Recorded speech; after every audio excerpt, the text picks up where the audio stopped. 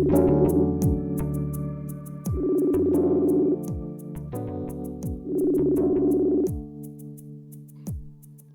hey, first of all, good morning, and really sorry about the whole miscommunication I had there earlier. But I'm really glad that you're taking the time to do this, and I'm very, very grateful for this book that you sent my way. I'm very, very thrilled to talk to you about it. How's life over there? Good. At time both Sundays. Sundays are not a bad day for me. Generally speaking, so it was all right. And the post office has ruined, you're like the 8th person that had some issue with the post office in the last month. So I don't know what it is over in my post office or what. I was mailing books to people, and some of them, and the address was correct, I verified, and the envelopes, even though I sent them, at the post office, they arrived with no book in them, or just the bookmark, or the book was damaged, and I was like, I do this at the same post office all the time, and I know the guy there, and he's great. So I don't know what happened. So the fact that it was you, I was like, well, that's the 8th, that. Well, I'm sorry to hear that, because on my end, and I'm sorry, this is totally a tangent, but listen, it's Sunday, right? Yeah, it's Sunday. I've received envelopes. Somebody stole my kid's Christmas present from the post office. There's all kinds of stuff. And when that happened, I was like, well, I'm sorry, Dr. Sarah, I'm really letting you down here. But my post office is completely throwing a curveball my way. So there it is. As much as I love it. Yeah.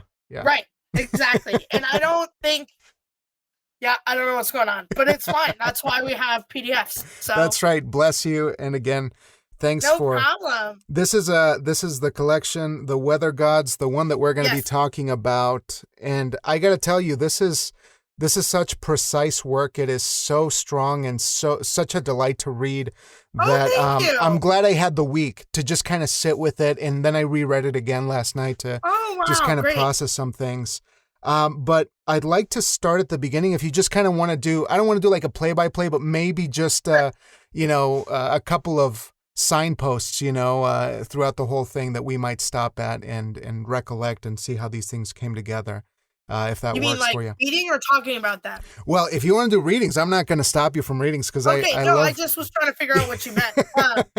So you mean why did I write? How did this book come out? Or Yeah. Let's play it by ear, but let's start at the beginning first, because I think that your first poem is such a beautiful introduction, and it starts with such presence. First of all, why that one at the beginning? Clearly not the first poem that you ever wrote intended for the collection, but why this one in particular? I think, and I don't, I can't remember every detail anymore, but I think I wanted to anchor, the first poem is often an anchor of the book, right? And other people disagree, but I really wanted to anchor the book in a way to kind of set the tone for at least the first section and what's coming, that there are these spaces, right, where things enter and that we're not all the same. We don't approach them all the same way.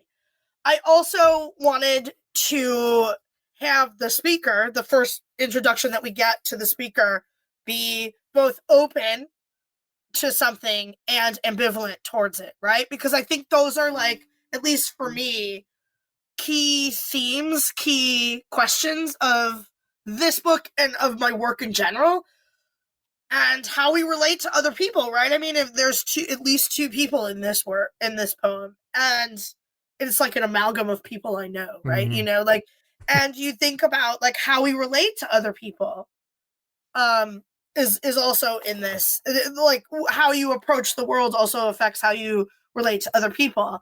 And so, I mean, I think it's not a necessarily entirely positive, but entirely negative poem either. Yeah, and that's the beautiful thing about the collection that I keep going back and forth. It's that in between, right? Of knowing and not knowing, the certainty and uncertainty of love and relationships, and even your place in the history of relationships, because you do go back as far as these ideas of mythology that are so strong in the collection. But there's also this this introduction here of faith. Yeah. And that really struck me because I'm just obsessed with this notion personally. Cool. And I think that to start it out with a bang like that, I don't believe in ghosts or God, even though you do. It already creates this chasm that is just starting to put Right. people that might be, willing to be together in this diverging direction. And then like the third line, right, is I wish I could. Like, so then there's that offering. Right. Like, yeah. I don't, you do, but we relate to anybody, the world, and I mean, I see it for me, it's in my own life in particular. Like, I'm an atheist Jew, but I really want, like, sometimes to like believe in all kinds of things because it would make my whole life easier. Yeah. I'm right there with you. I think I'm too much of a coward to be an atheist, but I'm very much an agnostic now. And like, it's just so, and yet, I mean, as you know from having read the book, like in the rest of the book, like the weather gods, I mean, it's a funny, like that kind of thing. Like, there's just some stuff that happens in the world that you have no control over, no matter what you believe or don't believe, right? Like, you can read the weather report and it looks sunny and then it rains and there's nothing you can do about it. And there's nothing anybody can do. So it's not like, oh, okay, I messed up, I could have done. Nobody can control the weather. Yeah. And that brings me to like literally nobody. It brings me to this larger idea as well that you're using kind of as the backdrop of this whole collection, which is seasonal change and landscape, and of course weather, and how it just comes in and transforms different landscapes of relationships and actual landscapes. And I'd like to know thematically how you arrived at this collection and these poems. Like, when did you sort out the things that the poems were telling you when you were writing this? Well, for this one, I mean, I try not to do project books, although I lied. And like the last two, I just like the one that's coming out next year is totally a project book. And I started another one that I'm working on that's totally, but these, I just let the poems come and be what they're going to be. So the other thing to know that a lot of people who might be listening or not is I drive a lot. I live in Milwaukee, Wisconsin, but I work in a city in Illinois, and that's about 85 miles away. Mm-hmm. And there's this long highway, and it's a pretty easy commute, but it's very rural, and lakes, and yeah, it's all fun. So I see this every day. So I see the change, as sometimes overnight. Like, I'm driving, I'm like, whoa, yesterday there were no, like, when the farmers bale the hay and they have there's these big like cylinders and they look like spools of thread sitting on their side. Like, one day I won't see any, and then literally the next day there'll be a million. And then I know that that's a human or humans doing it, but you see those things like almost overnight, and I see them a lot. So there's part of, I think some of those things come out. The other thing, I would say in terms of thematically is at the time of this book, was when I was working on it, I finished it, I think, in 2020. A few other poems came later and I added them, but even up and before the pandemic happened, I had a few members of my family and friends either gotten ill or had passed on. And I was dealing with some personal grief or just these, and I just was trying to write. I mean, I didn't say, okay, I'm going to write a poem about fall and work through this grief, but it kind of came that way as I anchor myself, right? Like, because trees and things are, they're there until you cut them down. Like, anchor myself within this world that is changing, that I have no control over, but also is a comfort, I think. Mm-hmm. Yeah. And I do think that you're touching on something so peculiar because one of my favorite things is obviously time to just sit in the ideas and to have something like a long drive, to be constantly inspired by the surroundings and just really have the time to process. I'm curious how much of it is by the time you get to the keyboard or the notebook, everything is just pouring out because it's somehow been defined already in your mind. because you actually have some time to process. Clearly, it's like not all you do while you're driving because you have to think about how's my family doing and this or that. But is that something that you feel already comes out fully formed, if you will, when you actually sit down to write? I mean, sometimes I will be driving. Driving is really good for my, ideas and composition. I work stuff out. Although lately, if I listen to something, then no, I'm listening to that. But some days I would get like lines or images or something, and I would either speak them into my voice phone, like I would have to if I didn't want to lose it, or sort of try to remember, like you can do those like things, try to remember and write them down so I could. So, and sometimes I would get most of or fully formed, like at least a draft, but sometimes I don't, sometimes I'll just get a rattle of something or like I'll hear something on the radio and I go, oh, that's an interesting phrase. So, I don't, in a lot of walking, I used to do a lot of walking and that helps too, that I don't, because you can't do anything while you're doing that. Right. I mean, it really just circumstances of the day or the time. Sometimes I'd work out, like I know, and this still happens. Like sometimes I'll have like, let's say 3 stanzas and I go, how am I going to end this? And sometimes, I'll think about, oh, maybe I should move this and so sometimes I'll do that. Like if I'm in the middle of something, but it really just depends. Like I am not, I have discipline, but I am not that writer who can say, okay, I've got this idea. I'm going to sit down on Monday and work this. Like and it's not because, I have a son and a husband and a job but it's not even because of that. It's just like my muse has to be there. She has to be, or he or it, they have to be ready. Yeah. And, it's not that I can't do it. I just sometimes I really have to have that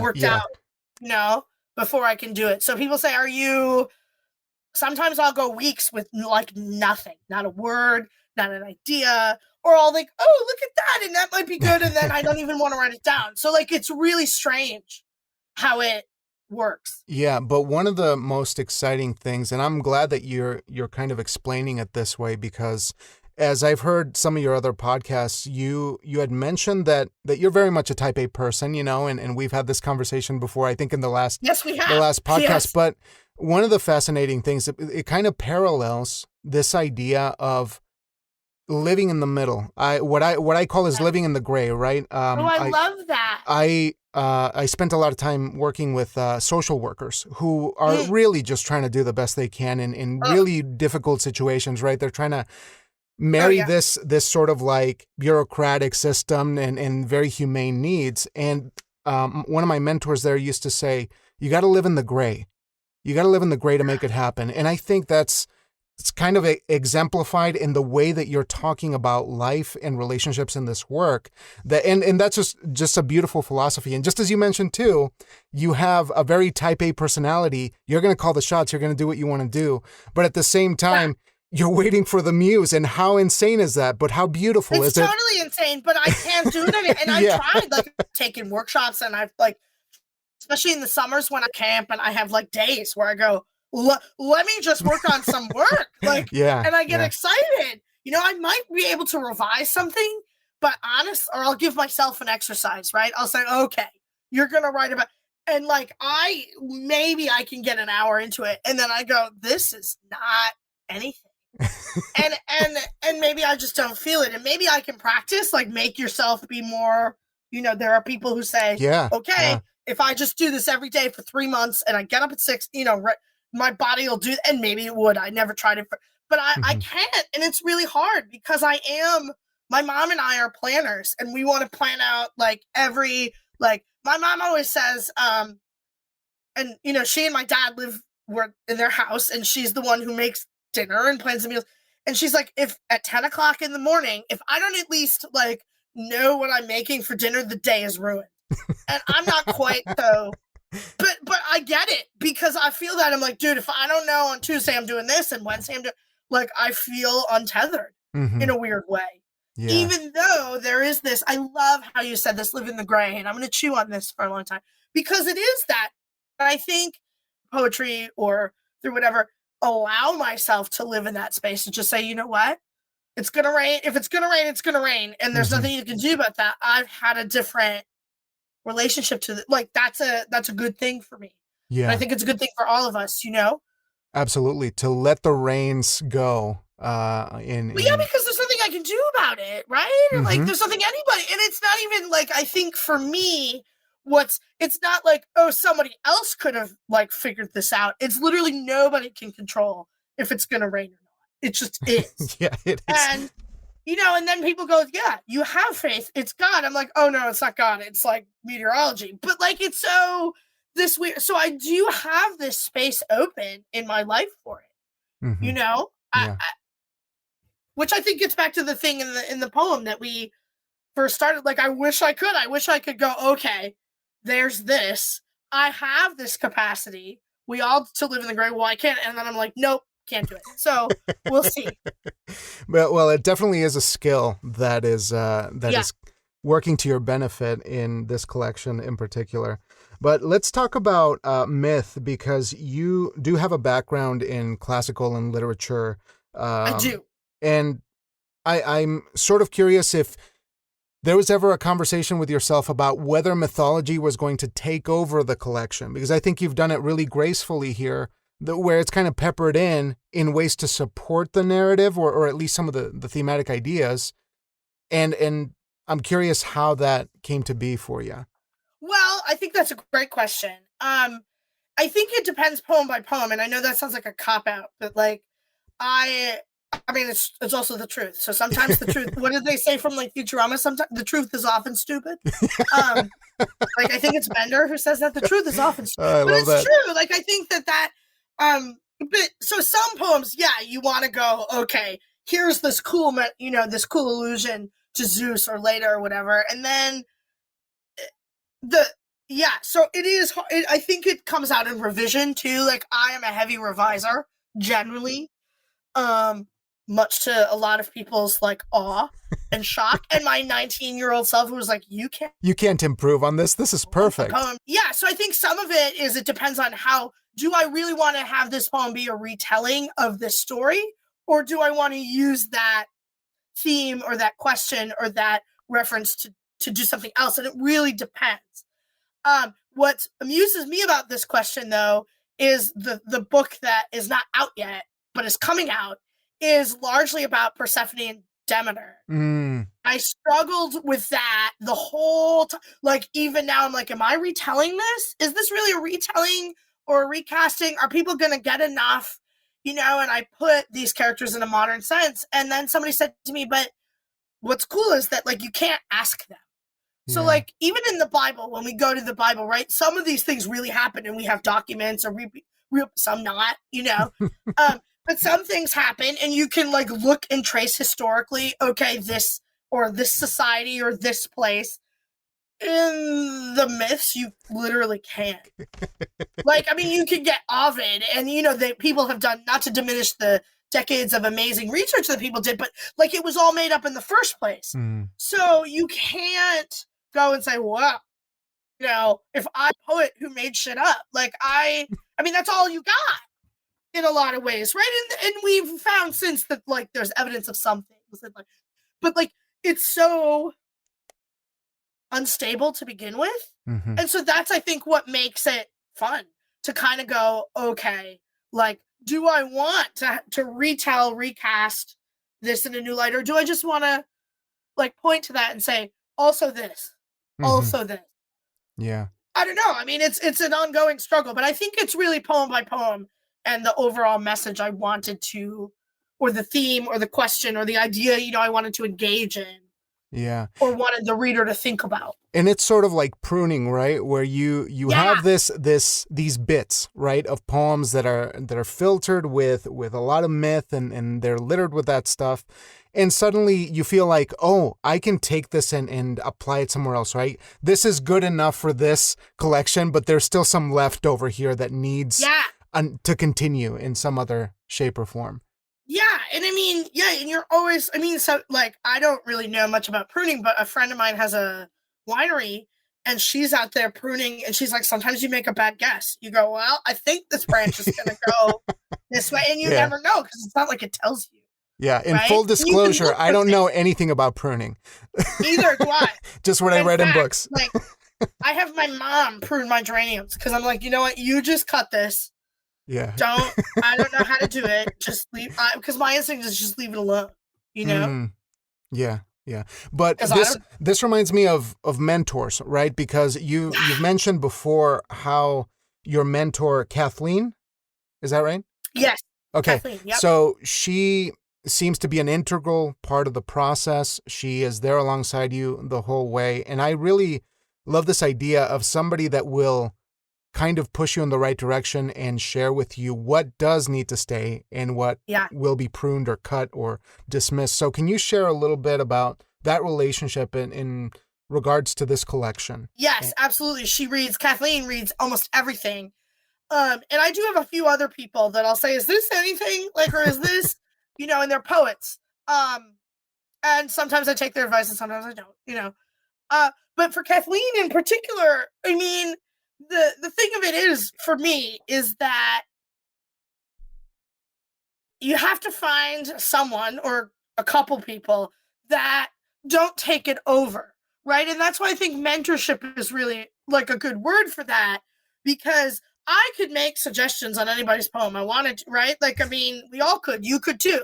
You could say, this strikes me. I want to hear more about that. And whether you're qualified or not, it doesn't matter. You could, but does that person understand one, poetry, but also your work, your poem, your vision? And sometimes it's really what she'll do is she'll ask me questions that get me it's not that they have nothing to do with the poem, but they'll say like, did you mean this? Or why did you do this? Or what's this like? And it's not about like, oh, this doesn't work or this works great. It's literally like, and I go, oh, it's totally, I know exactly how I'm going to revise this now. Yeah. And sometimes it's totally different. Yeah. And it's a process of eliminating the unnecessary thoughts in your own head by getting that feedback from somebody else, because we do create our own echo chamber. And sometimes like I'll get the feedback from whoever, whether it's Kathleen or other readers. I'll just send them something, whether it's a draft, a fully or lines or something. And they'll say, all right, this doesn't seem to work. And then I'll look at it and I'll go back and fix it. And then maybe Kathleen will read it and she'll say, no, it's not that, it's this. And I'll look at it and sometimes I say, oh, it is, 3 people said the same thing. But sometimes I go, oh, actually, I know how to solve this. It's the title.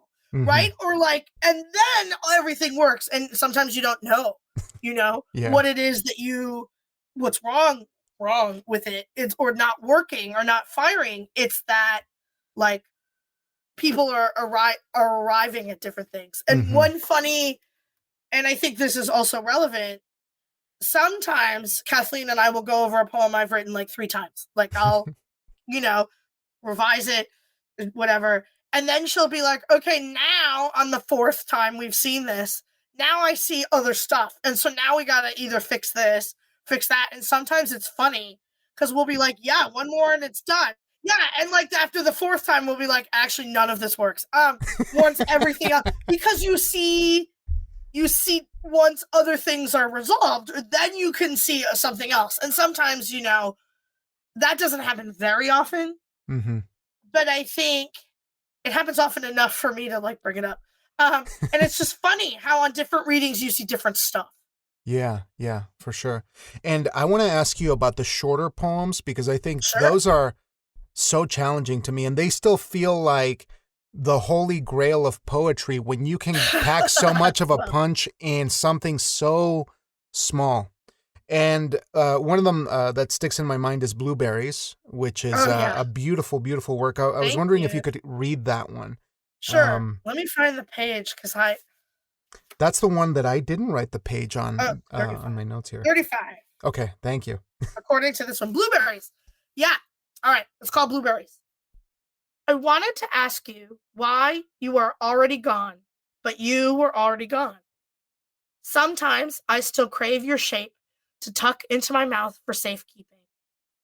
A bowl of blueberries waits on the counter for pie and offering. Beautiful, beautiful work. This one really stuck with me, and I went back and just kind of stared at it a couple of times. That's like the ultimate compliment. Like, because yeah, go ahead. Like, I feel that way about poems I read by the people. I'm like, I just want to look at it. Yeah, yeah. And what I appreciated about it, obviously, was that last image that you're left hanging there with, and it always happens to be a question.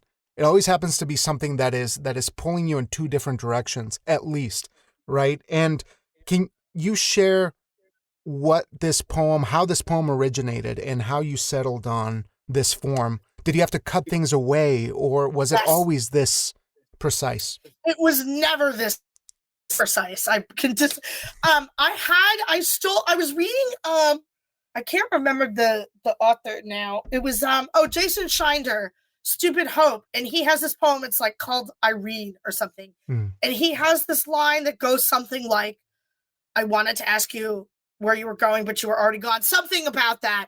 And I was like, this is weird. I've never read anything like this. I'm going to write into that, you know? Mm-hmm. And I had a different, I think I can pull up some other versions. They were longer, not very long, but longer. Yeah, it was addressed to a particular person from way long ago, and it wasn't working, or it wasn't necessary, you know? Mm-hmm. I think. And that means you have to like either tell the story of like this thing. And I had to just, decide ultimately, like, what do I want to evoke? You know, what do I want to convey? And once you pick that, that's the direction you're going, you know? You can't, and I do remember Kathleen and I went many rounds on this one, to figure out, like, where do we end? Do I end with the blueberry pie or the pie? Do I mention blueberries at all? Like, or is it just the title? I mean, those were decisions I kind of had to make, you know? Yeah, yeah. And I love that because I don't know if you had heard me when we cut out here for just a moment. It plays to me because I see 3-act structure in everything because I'm a playwright, right? Yeah. So you want beginning, middle, and end. But in those 3 lines, when you break it up in that way, you have your introduction, you're setting up the situation, you have the turn in some way, and then you have the question, which transforms what you originally started with, that imagery. So I just think it's a beautiful way of sharing something that is less about one person, but sort of a template for us to imbue it in such a way. But it still feels specific, though, and I think that's kind of, obviously I'm getting very generic, in terms of what poetry can do. That's right. I think it's very effective. I think it's remarkably effective. So moving on to another one here that I wanted to ask you about was, let me see here, A Matter of Semantics. Which, I'm so glad you asked about this one. This one's one of my favorite weird ones. Yeah, let's. Do you want to read it or do you want to talk about it? I would love to. Let me just find the page. 73? Oh, 73. Thank you. Yep. I did write that one down. Okay. I got it. Yep, 73. A Matter of Semantics. A little longer, but not too long. I want to rest in the hammocks between definitions, between ghost and spirit, body and corpse. A crow doesn't care that it's a crow and not a raven. How black the slick of its feathers. It knows how to crow in the sky across the wind, how to gather discarded things, and to keep or give. They say getting rid of things can bring you joy, that perhaps nothing is better than something. But even the great nothing that orders it all cannot make a heart, however imperfect, love what it won't. We can't blow breath into a ghost and call it full of spirit. Wow.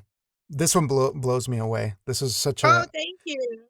Such a wonderful work. Can you tell me about this one? Yeah, so this one, I mean, because of my background, right, I'm a little so semantics is, like maybe my first love because it's so silly and so also profound, right? You have this really granular, you could get really, really super granular about it. So I love that. And it changes, so like as, 100 years ago, things didn't mean the same thing that they mean now. So I love that. So I think that's like me writing for me. But I also think like there's a lot of movement in this poem. Like a crow doesn't, like a crow's a crow. right? Like Yeah. a crow doesn't know that somewhere in English we call it a crow. Like it just does what it's gonna do, Yeah. right? And so like it follows on whether it's instinct or however you want to bring this way. That's what it does, and I love that. But I also am kind of like, this is the atheist me coming in and going, but also this, right? But you can't blow breath into a ghost and then go, look, it's a spirit. Like Yeah. you did that, And so I think that I don't know if I'm being very articulate about it, but I think that tension is fascinating to me. And getting rid of things is like the Marie Kondo, does this bring you joy or not? And nothing is better than something. And I mean, that comes in with the ex nihilo earlier in the book too, right? Like, so like I'm interested non-arbitrariness. Like if you know, I mean, you're a playwright, so you kind of know how how to evoke something and say it without saying it, or through action or through mood or tone or lighting, or you know what I mean?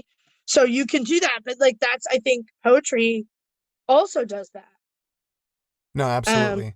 And one of the fascinating things about this as well is, at least for me as a personal reaction, it felt like something that as an absurdist, I really enjoy this idea of things that you can't control, even though you've labeled them, even though you've assigned meaning to them. Sometimes the meaning kind of momentarily evaporates. And I think that's what the poem does really well. When you start digging into that, the logic of the point of view of the poem starts to erode the meaning of certain things. And for me, I felt that was very powerful. Maybe it's something that I'm, again, imbuing into it. But to me, it felt like logic was leaving in a way, because you were digging in. Yeah. Logic is leaving. And I agree. I mean, I think you're a really good reader anyway, but like, it doesn't matter if I agree with you either. So like, I'll just say that. But I do think logic does erode, but I do think at the end, the last two stanzas, it's kind of coming back, but it changed coming back. So the logic that we arrive at the end, the last two stanzas, is not the same logic that we had in the beginning. I mean, I don't know if that makes any sense. Yeah, absolutely, because you're providing that transformation, that hope, or at least a return in some way with that new information. Yes. Yeah. I agree with that. Like there's this, and like the return. I think you really are a poet. You use all the terms properly. The return, like a volta in a sonnet, the change and the return. Yeah, like you somewhere. There's a poet in here. I think it is like sticking around with you guys long enough, because I feel like this is finally starting to sink in. And when I read your work, I start to make those connections where you start to see what I call lineages, right? And I love that you mentioned the poets that you're fond of and that kind of inspire you to get going a certain direction. And for me, I mean, this is one of those works that is so approachable and conversational, but at the same time, there's a rigor that eludes me, that evades me, but I'm so invested in it that I just need to keep going. Well, thank you. I mean, rigor, nobody else has said so far. And that doesn't mean it's true or not. It's just, but it's relative. It's relative because especially, I'm an academic. Like, I'm an academic, like, that's the thing I want. I mean, you want accessibility as a poet, right? Like, you don't, I mean, maybe some poets don't. But I do. I want anyone to be able to pick it up, read it, get something, whatever that is from it. Right. Maybe not the thing I intended, right? But something. But I also don't, because I don't like, personally, poems that don't make me think of something in a different way, which is a rigor in some sense. Yes. Right? Yes, absolutely. So I am not Wallace Stevens. And even because I had to stop teaching Wallace Stevens because I love Wallace Stevens, but I'm like, I got nothing. Like, it's weird. Like, talk about absurdist, and I love Stevens, and I think he's one, but like, I don't want it to be so so rigorous that you can't approach it. Of course. Yeah. But I also love that you're bringing different, you want to stick with it, but that you're bringing different layers, and that in a week you might come back to something and go, actually, I don't think this, or now what strikes me is this. I mean, I think that's what great poems do, right? stand in Absolutely. front of them all, but you also have something to say, or it calls you back. Yeah. They Yeah, call you back to them. for sure. Can I ask you about this poem that you mentioned in another podcast called The Anti-Grief? Yes. You said something that was so evocative and very exciting to hear. And I'm curious if you could elaborate on how that pushed you in what you thought was the right direction when you started putting this together. So yes, the Anti-Grief is a Marianne Baruch poem, and it's a short one, and you should look it up and read it because it's great. Mm-hmm. And in the poem, it's basically like, and I don't know how she does it, like she's a magician. But it was one of those poems that I was just like, I kept coming back to it, trying to understand it, trying to look at it. And it was about these traces, like ruts in the road, or the Mm-hmm. little like bits of lettuce, when you're washing a dish and you have this little bit of something and all of that stuff. And it was basically like, oh, when we see all of these things, we realize we're all in this. And the last lines of it are like all of it, all of us, Mm-hmm. singing. The poem is called All of Us, but it's in this work, The Anti-Grief. And so she is using that sort of, I would say, attitude toward the world, right? Mm-hmm. As a turn to sort of say, when you're in this moment of grief, here's the antidote. So it kind of plays on anti and antidote to this, Mm-hmm. is like, notice the little things and realize, oh, this is all of us singing. This is all of us living. And it was just so provocative for me. And so I think I tried to write that, and I couldn't write that poem, right? Because only Mm-hmm. she could write that poem. But I was like, okay, what is similar to those things? And that's where the poem The Weather Gods came from, is like, it ended up being because of my orientation and what I was going on at the time, and noticing is like, oh, Mm-hmm. there are things we can't control, but how do we orient ourselves for them? Like the same rain that we love to listen to is also the thing that is like when you have the worst day ever, and then it was raining. You're like, and it was just right. The straw that Yeah. broke the camel, and it's the same rain, like it's rain, right? And so like it's not. It's how we approach it. And so I think I tried. I mean, I don't know if I'd write the same poem today, Yeah. um, but that's kind of where I started and opened up. And I also really wanted to have what she does, Marianne Baruch, in all of her poems, and great poets do this, is like every line of the poem or everything in the poem kind of stacks up. And even though it changed, like you don't see it coming, every little detail works. And I said, okay, Yes. how can I use that as approach, that every single detail in my poem, whether that's diction, whether that's tone, whether that's what I say, and works to build toward this. Mm-hmm. I think Yeah. that's the other like technical thing that I Sure. saw in that poem in particular. Yeah.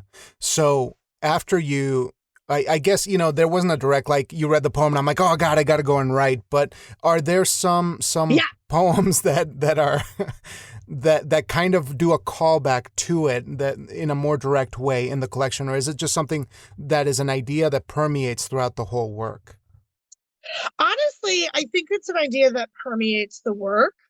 I mean, if you see any in particular, I'd love to hear that. But I think it permeates because, as I'm looking at it now and talking about it with you, like I'm seeing, oh, this Mm-hmm. connection, Yeah. and, Yeah. and that's why I do these interviews and do this stuff, is because I'm seeing my own Yeah. work differently. And I Uh, realized, of course, as you were getting to the selection of poems, the order of events as you were going to have them in the collection, by the time I got to the last 5 to 10 pages of the work, things were really clicking in terms of what you were trying to say thematically. Whereas yeah, obviously, like just the way collections are composed to begin with, you have big right. questions at the beginning, but then by the time you get to the end, I mean, if you could read one of those poems at the end that you feel, obviously the Weather Sure. Gods is up there, but if there's one that really resonates with you in terms of what we've been talking about.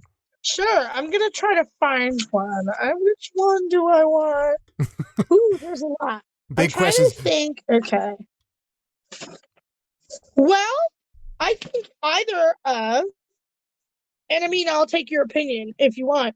Um, I actually think the second to last poem, the incomplete inventory, things that have changed this year, does get at that one in a way. Let's go. That sounds great. So I'll read that one. Okay. Things that have changed this year, an incomplete inventory. Now, when I look at the pink palettes and sunsets, I remember they're from chemicals in the atmosphere. And then there's this grief. The way it breathes only when I'm not looking. Grief for what's to come, what will always remain, what will not be. I didn't rake the leaves before it snowed, and my backyard is now littered with dead leaves, remnants of the garden, grackles and sparrows pecking at the dirt. But I have learned to notice morning turning water to light over the lake on my way to work. So I believe in ghosts, though only the kind that haunt hearts make them heavy. Oh God, that last line. Beautiful. Thank you. Thank you. So there's a lot happening in this, but before I move on, because this poem reminded me of something else, but I'm just going to have you just share a couple of thoughts on this and how you see the work now, so removed from actually having written it, and what new things you have found. Well, I just am surprised I was able to pull it off. Because you never know. Like Kathleen and I sent an order, and I think we did the order of this like 3 times. Like I am really bad at ordering my books. Mm-hmm. Some people can, even the project book, like I think we did the order of the book that is coming out next year like 5 times, like 4 different people, 3 different people, because it just, once you get the poems and they're in their final form, it's gotta do something. So the implicit structure of this is sort of seasonal. Yeah. And I don't say it outright, and it's not perfect, but it is sort of seasonal. So I kind of had that. What I see now is, I'm looking at like these lines that even like, I believe in ghosts, but the first poem, said, I don't believe in anything. Right. Like, so it's kind of like, I just noticed that, seeing that logic, right, come in like, oh, the sunset's beautiful, but it's like because we're, global warming, right, chemicals. Yeah. But the speaker leaves that logic, right? Like they're there, but I've learned to do something. Like, and the speaker literally says, I've learned to notice this. So I think what I've learned coming back to this is like, oh, there is a progression there. That speaker's like learned something. It hasn't utterly changed. I mean, they're still who they are, because we all are always who we are, but okay, like the logic and I think you put it so beautifully, like the logic, this rigidity of I'm not believing in anything, has eroded a little bit. Yeah. I don't think there's a conversion. I don't think there's a like an enunciation or anything like that, but I think there's a soft, maybe it's the attitude toward the logic or toward the belief that's changed, right? Like I mean, I don't know if I'm making any sense, but no, you're spot on there. I mean, I think that there's so much to unpack, but overall it is that that duality of control and not control, and just embracing it fully to not know. Yeah. And I mean, if you think about the semantics, right, you have to kind of that tension. And I do think by the end I learned how to manage that tension. You know what I mean? We'll see. The draft I'm working on right now would say no. But you're putting in the work and putting in the time. And I can't believe that we're almost at an hour. And I want to thank you so much. I got a couple more questions, but this has been such a joy to talk about some of these specific choices and all the wonderful stuff in this collection. So I got 2 more for you. Okay. Sure. The last one regarding the collection was that this had an original title that was different from the Weather Gods, which I don't know if that's correct. I mean, maybe this was another collection. Is that wrong? Or was it always the Weather Gods? I think this was always the Weather Gods. Where did the only reason I'm asking is it may have. Did you find that somewhere? Well, I think it was an interview that you had, and you said something like light. Tentative. Oh yeah, you're right. It was true. This was something like that. See, I remember now, which is the title from a post. That's why I asked. I knew I would remember if you said so. I am also really bad at titling my books. I had the weather gods, and it was something like light, and I was like, this is gonna be perfect because it's this gray area, Yeah, something yeah. like it. They were like, but that doesn't make any sense. Nobody's gonna get that. And I went, okay. So that was quickly dismissed. You decided it's not enough to hold up everything that was going to be said in the collection. Yeah, and there's like the two people I asked about this, they were like, no, it's a bad time. I went, all right, fine. Yeah. Just let it go. The same thing with the book that is coming out. I really, for like 2 years, I thought about this book as this particular, a different title. And it's in my computer. And people were like, this is a terrible title. And I was like, and then I asked everybody else. I was like, okay, this is title. And this is why. And I had like an email that I wrote like 6. And he was like, no, this is a terrible title. That is so funny. I was like, I am insulted. But they were totally right. I mean, they were 100. And the minute I started, what's interesting is the minute I started calling it what it's called, people were like, oh, I love this. Makes sense. It was sitting there waiting for you. Yeah. And so, I should just have my friend Jared title my books. I mean, it's really, Oh, that's wonderful. Yeah. And, we'll have to talk about titles more because I could just ramble on it. It's my favorite thing in the whole world. And, I just can't get over it, but it sets me back too, because I'm just locked in place, on something. But lastly, I just, of course, thank you for your time, but no problem. I want to ask you what is on the horizon, of course, and what you're looking for folks to take away from the weather gods other than what we've already discussed. Oh, that's a great question. And I'll answer that one briefly and first. I just want them to see something in it. If it's something as simple as what you said, I know you said other than what we said, but I'm going to be rebellious. And say, that if there's anything, a line, a word, an image, a thought that they just want to sit with for a minute, that this maybe is comfort or beauty, or we need beauty in our lives more than ever now. And that's what keeps me on this is I can't stop it. Like it chose me. I can't control it, but that's what we need. We need poets and playwrights and artists always, but we need them now. Mm-hmm.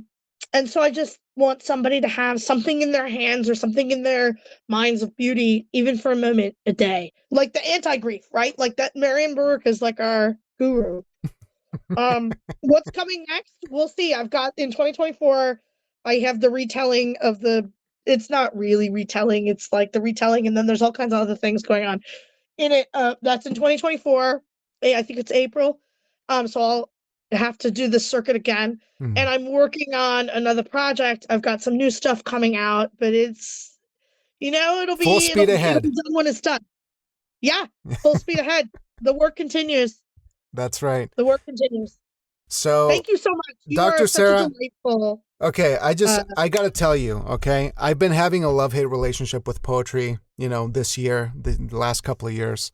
But you too, huh? Yeah, as very much a beginner, but I think I just want to thank you for sharing this work and leading me through it today like an educator and being so generous with the way that you're addressing these topics. And that's what makes me feel like you're a good teacher. You're a good educator. That you have the patience. You have the patience for this, and you have made it. Well, we could talk about teaching later, but listen, I just want to thank you for making it approachable for me again. Thank you, because I was a teacher before I was a writer. I mean, I was called 3 times or twice. Once was to be a teacher and once was to do this. Like and I mean that as someone who totally doesn't believe in anything. Those were the 2 times I was called, and it was only that was what it was. And so it means so much to me to have you say, like, you're a teacher.